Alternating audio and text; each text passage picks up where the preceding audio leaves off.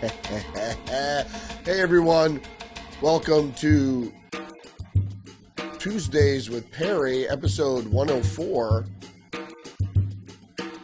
There's a lot to talk about. Or Trump. Pam Bondi just got confirmed. Trump is going to take over Gaza. And more. We're going to be talking about more. Coming up right now with Perry. Let's see if we can't get him on the line.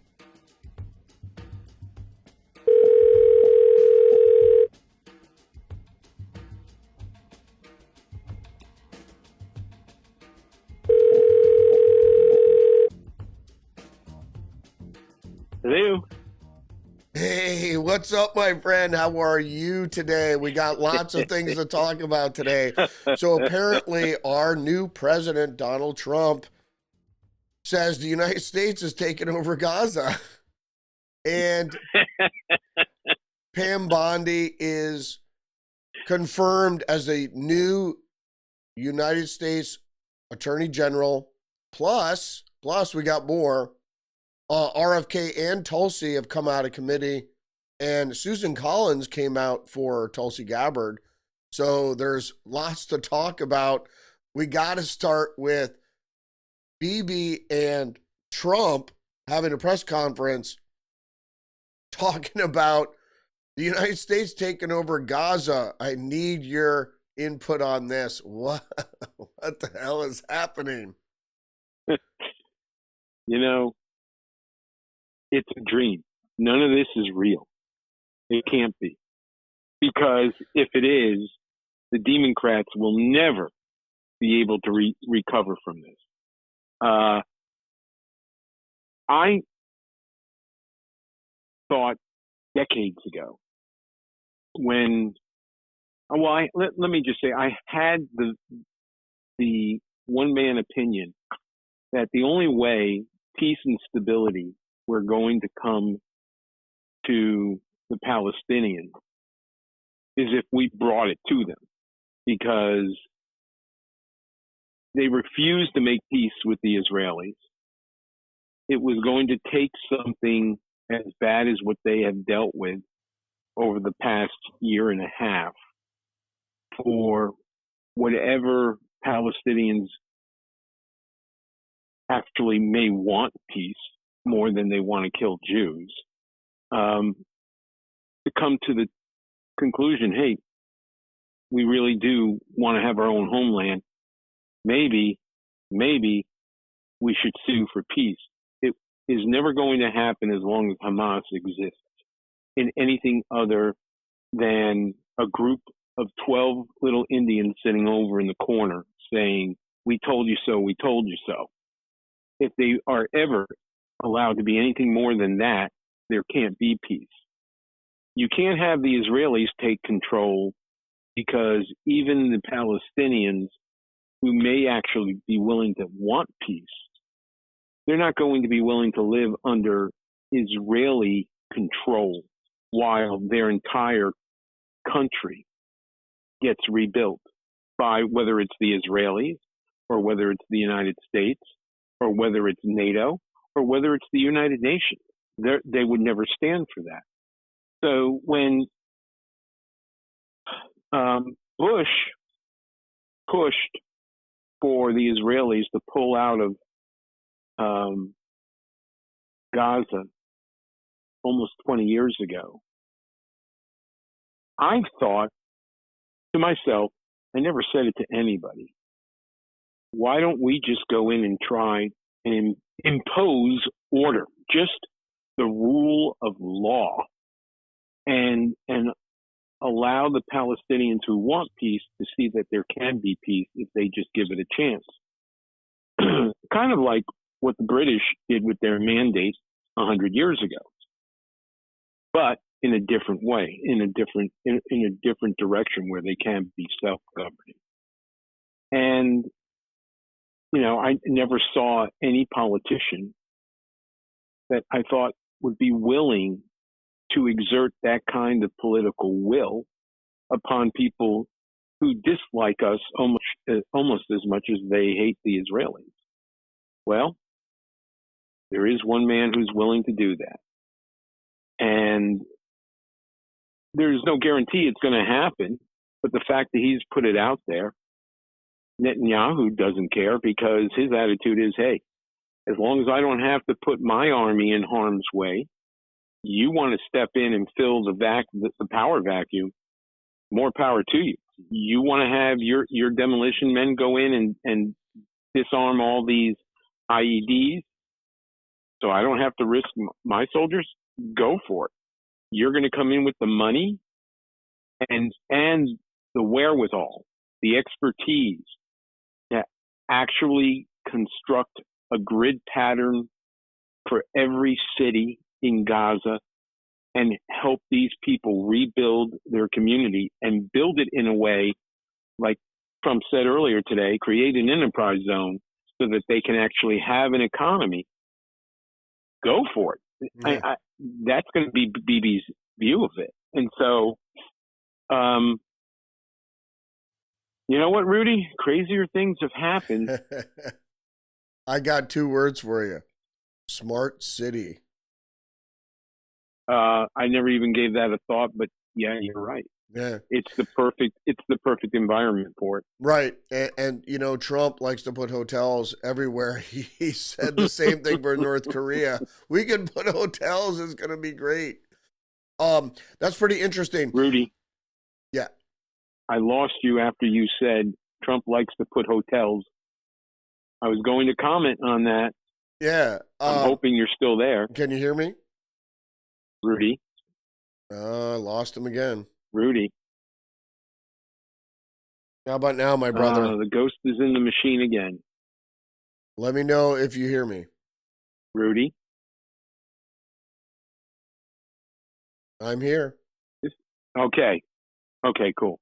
So, yeah, not only... Yeah, we were talking about North Korea, hotels, Trump, and smart cities, Gaza, but I do have a question for you, as a self-proclaimed Zionist. What is the future of Gaza? Was there ever a future of a 2-state solution with Gaza? I don't know if you're for a 2-state solution, but Gaza always seemed to be an outlier because after Egypt said they don't want it, and the Israelis say they don't want it, and so Hamas said we'll take it. Well, the Palestinians said they'd take it, and then they elected Hamas. Right. While the West Bank went the other direction. Right. Right. Well, is it a setup? It seems like a setup to me. And with all the crazy funding Israeli sent Hamas through Qatar, the future of Gaza never seemed certain for me from the beginning.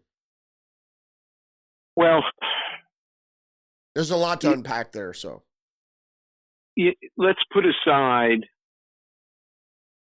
all the evil of the dark state, and every sovereign nation has that. Let's just look at it at face value. You asked the question, as a self-proclaimed Zionist, am I willing to accept the 2-state solution? Well, before I was even a twinkle in my father's eye, the answer to that question is yes, going all the way back to 1947. Not just the Israelis, but Jews around the world said, yeah, of course, we're willing to have a 2-state solution as long as we can have our homeland back. You know, we'll take that sliver that you're willing to give us as long as we can call it ours. And it was not all Palestinians. And as I've said to your viewers before, watch the movie Exodus. That is a theatrical version of a true story.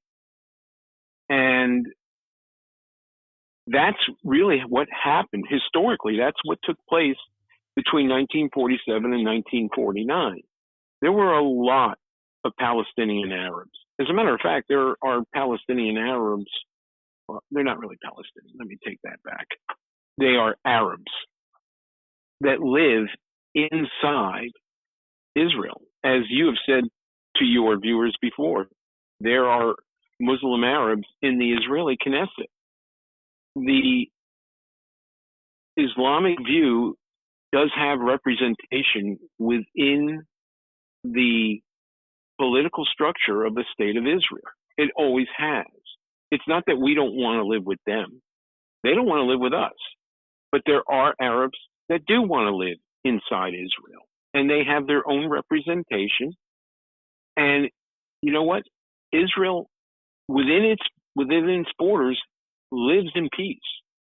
So the issue is not whether or not there are Palestinians that want to live in peace with the Israelis. The question is, are there enough?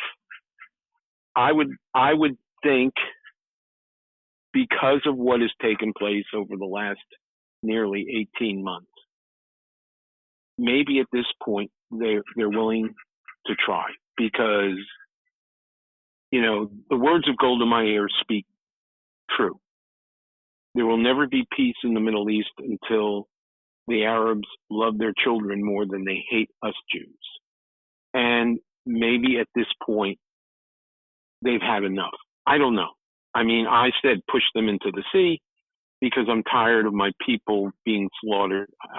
I don't want to look at another picture of an American citizen, let alone Israelis, taken hostage again by people who want to butcher us. What do you think? What do you think if there is a two-state solution? What about the territory of Gaza? I mean, is that part of the two-state solution, or it is? Is it just no? Is it become a Trump kingdom? Trumpdom. Trumpdom, yeah. It always has been. You know, I didn't think it was a workable system because in order to create a contiguous Palestinian state, they literally had to carve out a 2-lane highway, 1 lane in each direction, leading from Gaza to the West Bank, yeah, along the border of the Suez Canal, and come right back up into what is known as the West Bank, in order to create a contiguous country. Right. Literally, not even a sliver of land. And that would make that 2-way road contiguous between the two halves of the Palestinian state. You don't think you're asking me? You don't think two disparate territories could be workable for a Palestinian state? It's workable if they want peace. I don't know the answer to that point. I want to believe they do. I mean, you know, do they prefer to slaughter their children continuously and not get their own homeland? I don't know.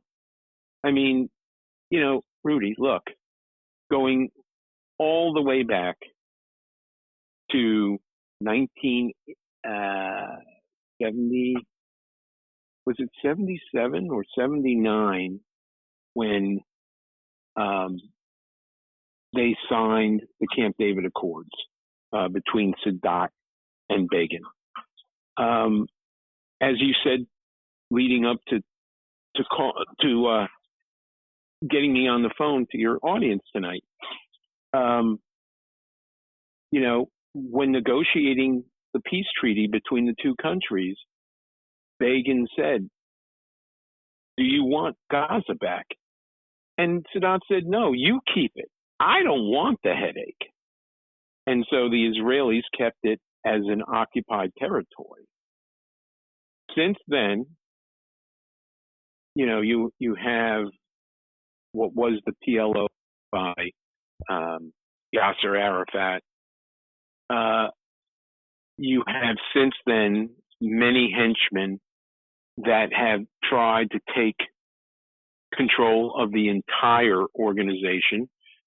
Then, of course, you had the tremendous schism in 2006 where Hamas, and you've laid this out before on a couple of your shows. Hamas and You know, Fatah. Yeah. right. Because Fatah was corrupt. I mean, they were getting all this foreign aid from the United States, from Europe, from the United Nations. And when he died, Arafat somehow or other was worth tens of millions of dollars. And before he died, he made sure to get all that money. I don't know how, but he got it out of that territory, and his wife lived the life of a queen for the rest of her life, somewhere in Europe. Mm-hmm. So, you know, Hamas used that as a bullwhip to foment hatred towards Fatah, which was born out of the PLO. Right. And they were able to have their civil war, and his name escapes me now, the current leader of Fatah said, okay, we've had enough. We're going to the West Bank. You can have Gaza. We're going to live on the West Bank. Good luck. And Fatah left, and to this day, they have full autonomous control over their part of the West Bank. And that's where the mosque is, and blah, blah, blah, blah, blah. And, you know, it's a tenuous peace. You know, there are problems that happen. There are skirmishes, but Jews and Arabs, Muslims live amongst each other there. So it's not Fatah that's the problem. It's Hamas. Oh, of course. And we created that monster, and you know, we don't need to go into how you've covered it enough times. But now that they are on life support, and it appears that the cessation of hostilities is holding. You know, it's not a peace treaty. It's just a cessation of hostilities. It seems to be holding. Ultimately, as long as all, and that's the bottom line, as long as all the hostages, dead or alive, are returned to the United States and obviously Israel, then this peaceful moment will continue. What happens once all the hostages are exchanged? That's the question. This is why Trump made this power play today, because if, you know, you look at everything that's happened in just 2 weeks, we are only now in the second day of Trump's third week in office. And we now have the Greenlanders actually telling the Dutch, go fuck yourselves. We have the Panamanians throwing out the Chinese. We have the Mexicans pledging that starting immediately. Now, starting doesn't mean they're going to be there tomorrow, but starting immediately, they're going to have 10,000 of their own military on their side of the southern border with the United States. You have the Canadians acting like Democrats in this country. They don't know what to do. I mean, and you've got Xi wanting to talk to Trump, not Trump wanting to talk to Xi. So all of this has transpired in 16 days, actually 15 and a half days. So when he makes this move today in the Middle East, it's just Trump being Trump. Right. He literally, he can juggle balls, and he's made sure to put people around him that can juggle balls just as good as him. Right. And who knows where this is going to end up? I mean, I love the idea of it. I don't like the fact that we have to put our military forces in harm's way yet again, because they don't like us. I mean, how many of our boys and girls are going to come home in caskets Yeah. because there are going to be lone wolves. Yeah. We don't want And another Beirut. we don't want another Beirut. We don't want another Afghanistan. Yeah. We don't want another Iraq where you have snipers picking off our people. So I'm not thrilled about that. But the whole picture, imagine if he can, within 6 months of this possibly happening, he can maintain full control of the Gaza Strip. He can start, and keep in mind, one of the things that he said, there will have to be complete depopulation of the entire strip. There will not be any Palestinians allowed to remain there because we're going to basically drop a Moab on it. Yeah. And then we're going to go in with our demolition experts and take out all the booby traps. And then we're going to start, America is going to start the rebuilding process so that the Palestinians can actually have a functioning homeland with a bright future. Right. And so, well, who knows? Who knows who it's going to be for? He said for everyone. So for Palestinians, for Israelis, for whomever, for Egyptians. So we'll see. We'll definitely see how it goes. I like your take on it, and like I said with Trump, it's an idea, and what I said about his tariffs, and we're going to go there right now. The threat of a tariff is not a tariff. So look how well the threat of a tariff works. Well, right, that's what I said, and the same thing is the proposal of a U.S. rebuilding of Gaza is not a U.S. rebuilding of Gaza. It is a proposal for a U.S. rebuilding of Gaza. So we'll see how that goes. Well, wait a minute. Before you go any further on, I want to change the subject for a second. One thing we know for sure, U.S. aid will have nothing to do with it. Well, that's a great segue because let's go there. Let's go there next. Let's talk about whether USA. Let me get your week in review of what Trump has done. But let's start with U.S. aid. I have been railing all week that it is a front for the CIA, and it's been proven to be so. A slush fund for the deep state to go around the world greasing whoever they want to grease. What is your while the citizens in those countries continue to suffer? Right. So, what is your feeling on U.S. aid, and what is your feeling on this past week of tariffs that are not tariffs, that are threats of tariffs, and Trump's overall positioning, along with Marco Rubio? And I just want to add as a wrinkle here, Joe Kent, our favorite Green Beret in Washington State, has been named as director of the Center for Counterterrorism. Well, let's start with Joe first. And the reason why I want to start there is because he has run for Congress, I think, 3 times and lost. And the reason why is because they don't want a patriot representing them in the state, in most of the state of Washington. And it's a crying shame because when you look at who he's run against, that is a poor excuse of a human being.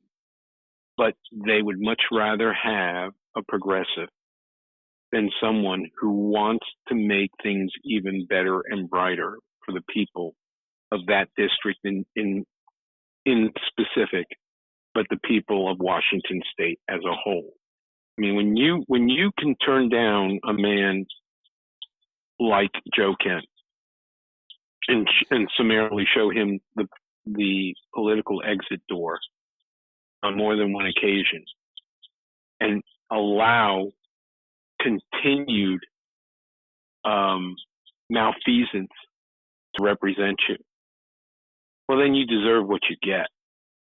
And that is why I'm so happy that the Trump administration has recognized Joe for the contributions, the sacrifices that he has made throughout his adult life for the country. And in addition to those sacrifices, recognize how much he can further benefit the country by being placed within the administration. So I say bravo. To me, he is the male version of Tulsi Gabbard. And who better to be placed in such a position? He's a patriot. He wants his country back, just like the rest of us do. And now that he's being given political power to see to it, it's going to happen. So that's my view on Joe. If you want to talk about the events of the past week with regard to what Marco is doing in Central America, I told you and your audience a week and a half ago when it was announced that Marco was going down to Panama, that he was going to talk to El Presidente in his mother tongue and say to him, look, we could do this the easy way, or we could do it the hard way. It's up to you. You have violated the terms of our treaty with your country, not you personally, but over the decades. You have violated the terms of the treaty with our country, with my country, and there is now a president in charge that has made it clear we're taking the canal zone back. You either can welcome us with open arms, which we hope you will, or we'll just push our way in. And that's what was basically told to him. So what did he say? I'll take from column A. And look, they're going to continue to receive all the toll receipts, as they always did from us and from the Chinese. And so the real sticking point is going to be, what is Xi going to tell Trump when they eventually talk in the coming days? They're supposed to talk, I think, before the end of this week. That is something that none of us are probably ever going to hear the details of. So, well, I know what it's going to be. It's basically going to be along the lines of, there's a new sheriff in town. No offense, but we're not doing things the way we did things. That's the most diplomatic way to do it. And saying, nothing against you. We made you very rich, but those days are over. Sorry. Well, that is what I expect to be said. What are we giving up for him to just simply acquiesce? What do you think he's going to want for him to walk away from the Panama Canal? It's not that he has a choice, but there's an easy way and a hard way to make this a reality between us and the communist Chinese. What is that? And I think it's going to be Taiwan. Because he's going to give up Taiwan. I think we're going to give up Taiwan. Yeah. And I'll tell you why. Because just like he doesn't have the ability to fight us in our hemisphere, we can't afford to lose 2 carrier groups or more over Taiwan. Yeah. And I fear that Xi is going to say to Trump, okay, tit for tat. This is the deal. I don't see it happening, only because I know Trump, and I don't think he's willing to give up anything. And I don't think that we're in the position to Rudy, do so. I know it's a deal, but let's hear your rationale. Here is the reality. We're talking about military capabilities. Forget the fact that they have a bigger Navy than ours, because I've said on your show before, rowboats don't count as a frigate, okay? And they have a lot of fishing trawlers. Yes, they may have some 50 cows on them, but they don't have the ability to go up against a frigate or a destroyer. So I don't care how many ships they have. That's not what scares me. What scares me is the fact that we will be in their backyard, and we can't afford to have, because of other responsibilities, our Navy, which is already spread too thin.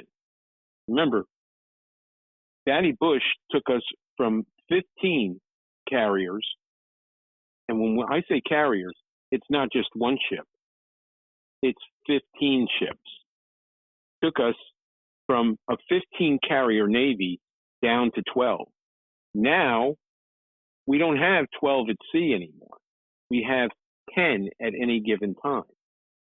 So we can't afford to have more than 2 carrier groups in the South China Sea at any given time, which is why I said we need to reopen, we need to renegotiate with the Filipinos and to reopen Subic Bay and Clark Air Force Base in the Philippines.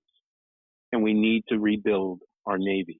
We have at least 2 retired carriers, if not 3, that have been mothballed, and they're scheduled, they've been decommissioned, they're scheduled to be cut up. But what would it take? Remember, the Chinese can build a carrier in 18 months. It takes us 10 years. Yeah. Okay, so if we were to take 2 carriers and support ships out of mothballs, that would take us about the same amount of time as it takes the Chinese to put their 5th carrier in the South China Sea. Now you got 4 of our battle groups against 5 of theirs. Now he can't take Taiwan if he wants to challenge Trump. Right. That's why I'm saying we are not in a position right now. First of all, we can't fight a war on 2 fronts right now. That's number one. We don't have the manpower. We don't have the material. We don't have the ammunition. Thank you, Uncle Joe. That's number one. Number 2, what is it going to take for us to get there? Xi has already said he wants Taiwan by 2027. We have 18 months. That's the way we can say to the Chinese, not so fast. Yeah. We can't say it now. That's why I'm afraid he may say, okay. Because the bottom line is he doesn't want war. And the best way to avoid war is to follow the Monroe Doctrine, protect your flank, and worry about what you can't reach tomorrow. Yeah. And it's not that we can't reach there. We can't win a war there right now. Right. Unless all of our allies, you're talking about the South Koreans, you're talking about the Japanese, you're talking about the Thais, every one of those small countries which doesn't have the capabilities to launch an offensive attack on anybody, it will take all of them committing to us to go up against China. And as much as they would love to, they don't have the balls to do it. Yeah. Even if we say we're going. So that's why I'm saying what I'm saying about Taiwan. Yeah, it makes a lot of sense. It's a good take. My thing is, I think Trump is too much, he's too much of Trump to just give Taiwan away. But I see a rationale for that. Let's switch gears as long as we're talking about Marco Rubio and such. Let's talk about other nominees. We talked about Joe Kent. Pam Bondi was just confirmed as the new Attorney General for the United States. We have RFK Jr. and Tulsi Gabbard through committee. Not so lucky yet for Kash Patel. Recently, since we've spoken last, I believe, that Kristi Noem was named head of the department, the Homeland Security. And she's already been on saddle. Yeah. Which I don't agree with that agency, that department that was constructed after 9/11. I agree. But she's head, so good for her. So what is your forecast for the nominees going forward? Well, it's rock'em sock'em robots, baby. I mean, I love it. The Democrats, especially after that, that carny sideshow of a it wasn't a convention. The nominating, it was a nominating yeah, committee, for the DNC, where they and then they nominated David Hogg. Yeah, right. I mean, talk about the gang who couldn't shoot straight. Yeah. And to watch Schmucky Chucky over the weekend pull out an avocado and to pull out a Corona beer and say, this is all going to cost you more money. I mean, if that's the best they've got, I'm tickled pink. Yeah. I mean, they still, it's not only that they haven't woken up. Let me rephrase that. It's not that they haven't woken up from November 5th. They refuse to wake up. And this, I told you, and I said to your audience, this is what I'm praying for. Now, how long is this going to continue? I pray it goes for the next 20 months. Because if it does, we will have even greater majorities in the House and Senate going into the next presidential election. And you're talking about confirmations, especially judgeships. You want to see more Clarence Thomases on the bench. I'm not talking about SCOTUS. I'm talking about U.S. district courts. I'm talking about courts of appeal. I'm talking about few nominees for SCOTUS well into the middle of this century. That's how you do it. Okay? That's how we got a Scalia 40 years ago. That's how we got Thomas 32 years ago. That's how we will get more of those originalists as long as we have majorities, supermajorities in the House and Senate, but especially when it comes to confirmation in the Senate.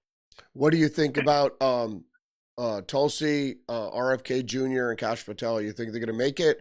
It looks pretty rosy now that Susan Collins put her weight behind Tulsi Gabbard.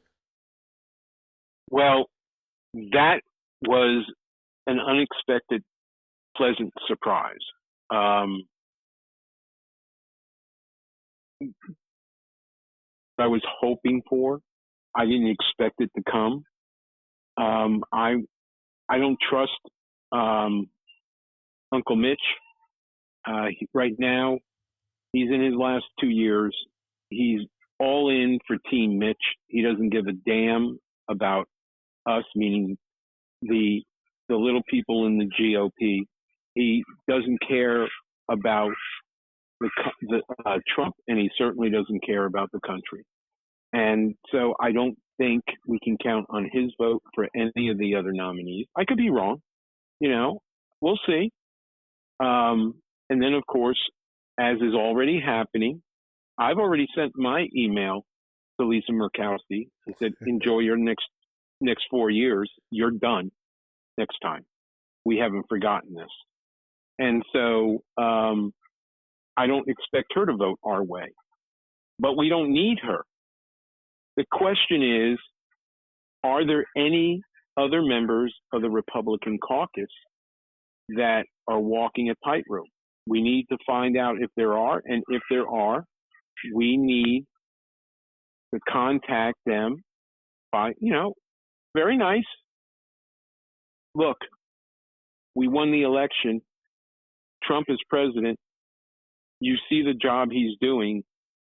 He needs his people confirmed.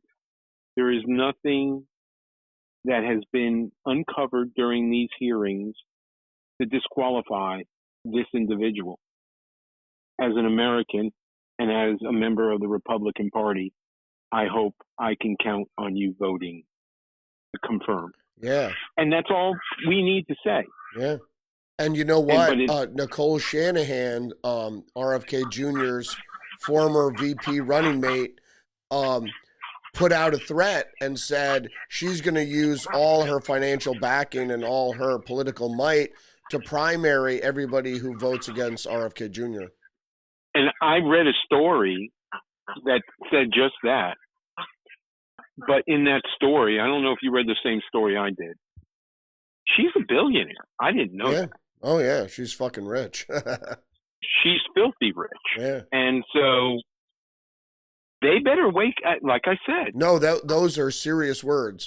For a politician, those are serious words.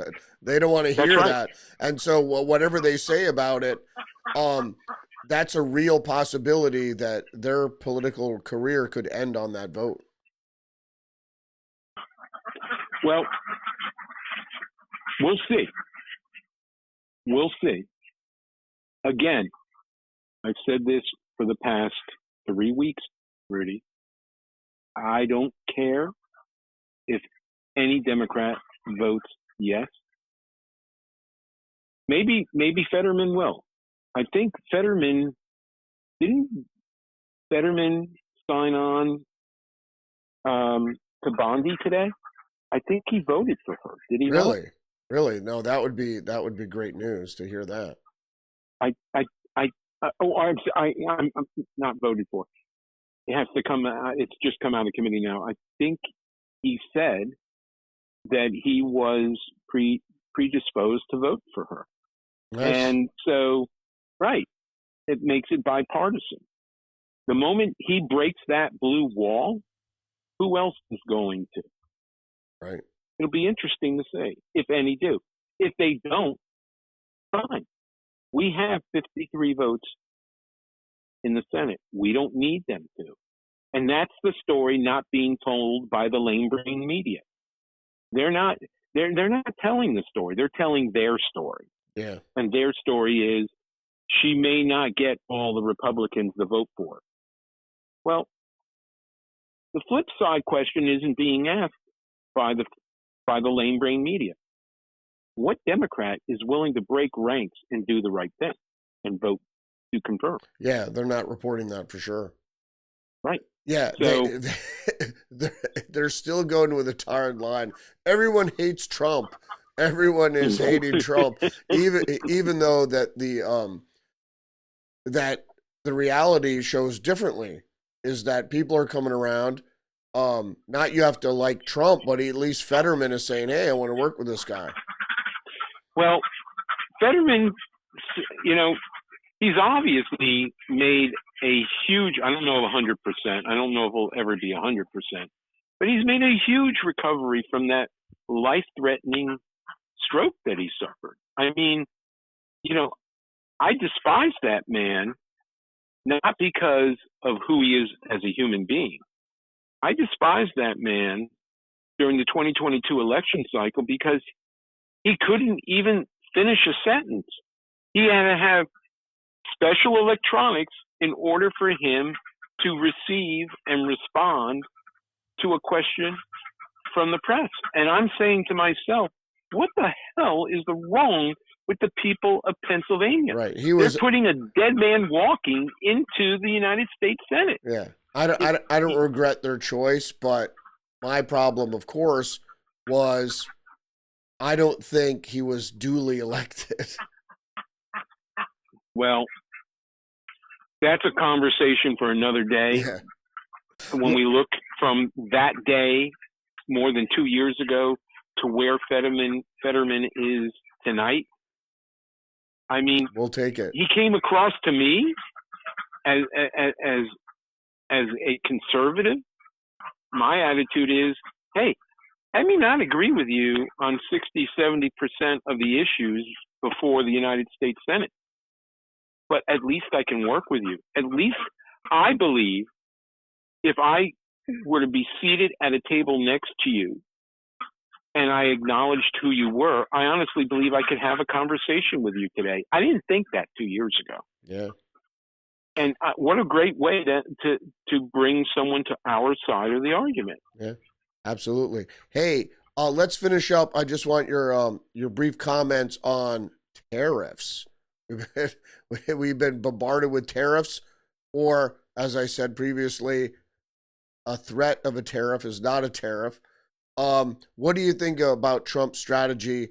He loves tariffs. He wants to be the new McKinley.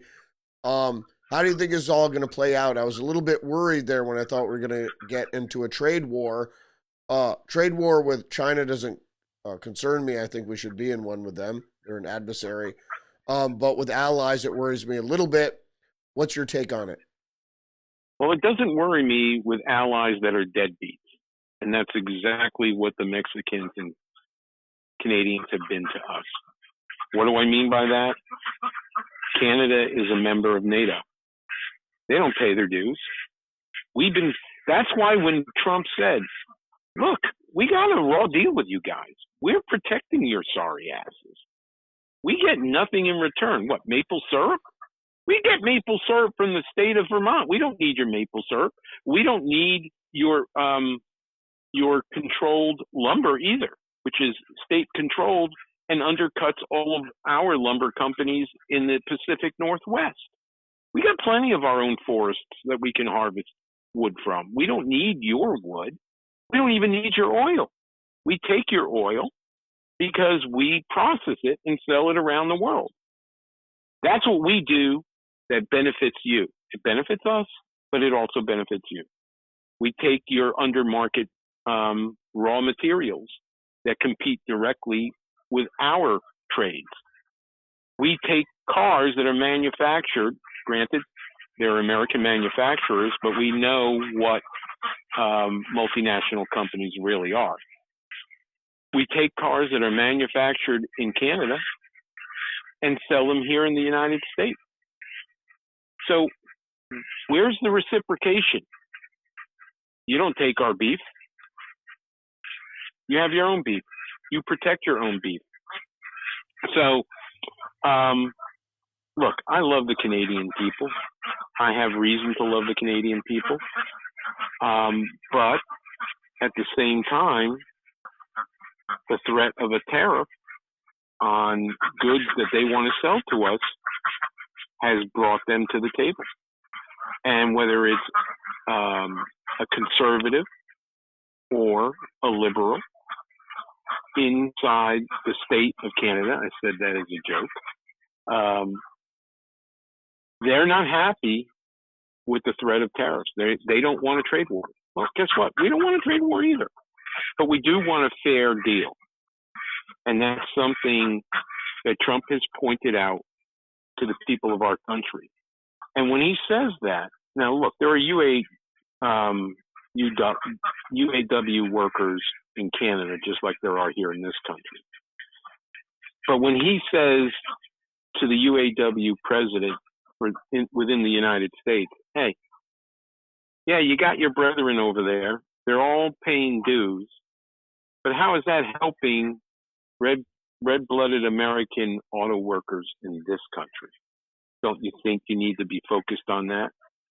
And so these are the things that Trump is doing to bring people to the table. It's the art of the deal.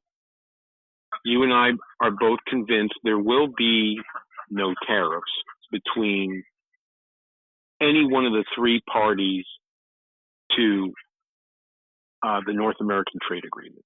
It's not going to happen. He's already agreed to a 30-day stay. They'll work it out. The problem, what the Canadians need from Trump is a little more patience than 30 days. Allow the conservatives the opportunity to take control of the Canadian federal government and then negotiate a better deal, and everything will be fine. And that's the way I see it going. But you did mention President McKinley, so let's talk about the beauty of tariffs. Trump has done a great job of illustrating to not one, but 4 generations of Americans, many of whom, outside of current company on the phone with me tonight, many of whom never even heard of McKinley. And Coolidge too, what tariffs did to make us the richest country in the world. And this was done starting at the end of the 19th century, starting in the late 1890s or 1880s. This country had no income tax. There was no income tax until Wilson in 1915, I think. Federal income tax, yeah. Federal income tax. Well, there was no state income tax either. Right, for the most part. Yep. Right. So how did we become, and this is Trump's point to the entire country. So how is it we were the richest and soon to be most powerful country in the world, and yet we didn't have an income tax? Wouldn't it be wonderful if we never had an income tax again? Well, what's the way to get rid of the income tax? You have a tariff tax. Why are the Democrats screaming bloody murder about that? It isn't about the fact what Schmucky Chucky is saying, which is you're going to pay more for guacamole. You're going to pay more for your cerveza. No, it has nothing to do with paying an extra $1 on a six-pack of Corona. It has to do with power. The federal government's greatest control, other than health, over every individual American citizen is their ability to control us financially. And how do they do that? They do that with a graduated tax system. And if you take that power away from them, imagine what that's going to mean when the average citizen gets anywhere between $7,000 and $30,000 or more dollars a year put back in their pocket. How many more TVs can that buy them? How many more blenders? How many vacations? How many cars? They're literally overnight. It wouldn't be like that, but it's not going to be on a switch. But just the fact that Trump is putting this thought in the mind of the body politic now, and doing it in a historical manner. He's not saying we can do it. He's saying we already did it. Right. Imagine if we do it again. Well, what's the average American going to say to Chucky? Fuck the extra $1 I have to pay for a six-pack. I want that $7,000-8,000 in my pocket, right, not in your pocket, so you can spend it on DEI programs over in Ireland. I'll drink American beer. That's what they're going to say. That's what they're going to say. And you know what? And the other thing is it undermines Cloward and Piven, and that's why the Democrats hate it. How are you going to bankrupt the country if we don't have the money to do it? Right, exactly. You're taking all this money in tariffs. All right, man, we're going to cut it there. Thanks for joining me tonight, episode 104 of Tuesdays with Perry. Last parting words for tonight's episode. Well, I said this back in the summer. Now it has even more meaning. Stay tuned. It's going to get really exciting next week. Like it hasn't been exciting already. Oh, God. We're just getting warmed up. All right, man. Thanks for joining me tonight. See you next week. Same bad time. Same bad channel. Same bad channel. All right, my friend. All right. Take care, buddy. Yeah. See you next week. Mm-hmm. Bye-bye now. Peace out. All right. There goes Perry. Episode 104 of Tuesdays with Perry. We've been doing this over a year. I think it's over 2 years. Thanks for joining me. We talked about Trump said the U.S. is going to take over Gaza and put up hotels. Pam Bondi has been confirmed as the new Attorney General for the United States of America. And RFK Jr. and Tulsi Gabbard made it out of committee, so they will be coming up for a vote, I guess, tomorrow. Thanks for joining me, everybody. We'll see you next week for episode 105 of Tuesdays with Perry. Or you can join me tomorrow for the Rudy's Revelation podcast, 10 a.m., Monday through Friday, live on Rumble. I'll see you all tomorrow. Peace out.